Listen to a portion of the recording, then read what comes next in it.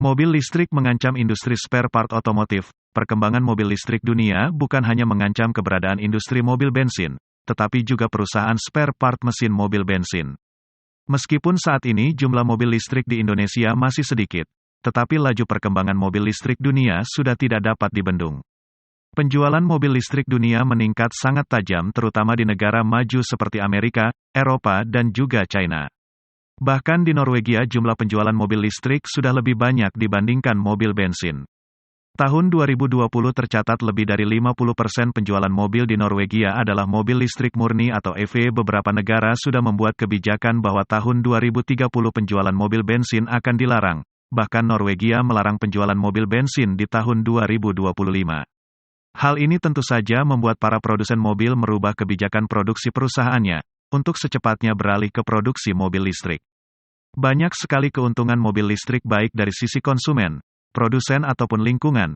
Dari sisi konsumen, menggunakan mobil listrik sangat menguntungkan karena biaya operasional dan biaya perawatan yang lebih murah daripada mobil bensin.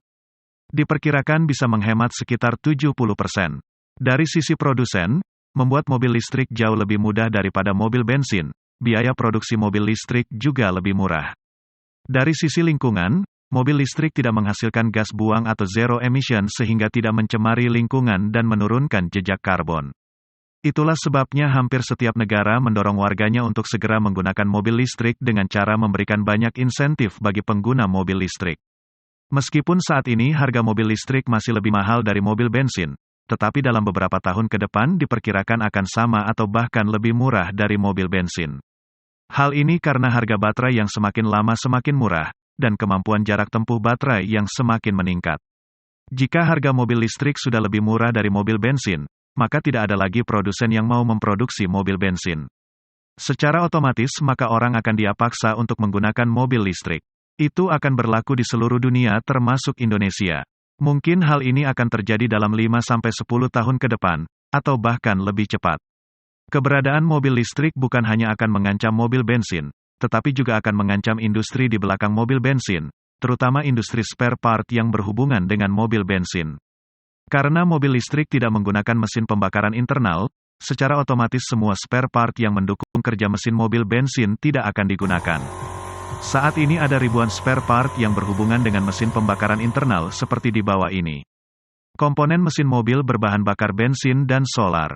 Untuk mobil bensin dan diesel, engine components and parts, diesel engine, petrol engine, gasoline engine, accessory belt, air duct, air intake housing, air intake manifold, camshaft bearing, camshaft fastener, camshaft follower, camshaft locking plate, camshaft pushrod, camshaft spacer ring, camshaft pace variator, connecting rod bearing, connecting rod bolt, connecting rod washer, crankcase, crank pulley, crankshaft oil seal, or rear main seal, cylinder head cover, outer cylinder head cover pads, cylinder head gasket, distributor cap, drive belt, engine block, engine cradle, engine shake damper and vibration absorber, engine valve, fan belt, gauge pin, uris pin, harmonic balancer, heater, mounting, piston pin and crank pin,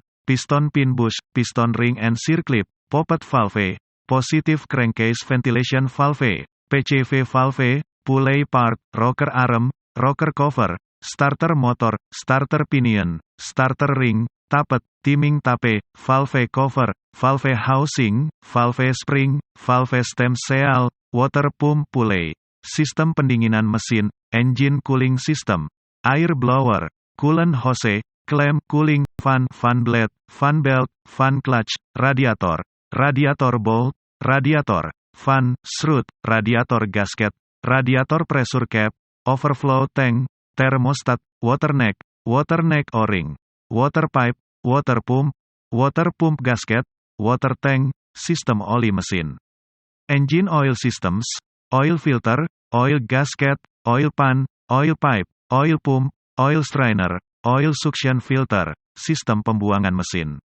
Exhaust system, exhaust gas recirculation, catalytic converter, exhaust clamp and bracket, exhaust flange gasket, exhaust manifold, exhaust manifold gasket, exhaust pipe, heat shield, heat sleeving and tape, resonator, muffler, silencer, spacer ring, sistem suplai bahan bakar, fuel supply system, air filter, karburator, karburator pads, choke cable, exhaust gas recirculation valve, EGR valve, fuel cap or fuel filler cap, fuel cell component, fuel cooler, fuel distributor, fuel filter seal, fuel injector nozzle, fuel line, fuel pump gasket, fuel pressure regulator, fuel rail, fuel tank cover, fuel water separator, intake manifold gasket, LPG, liquefied petroleum gas,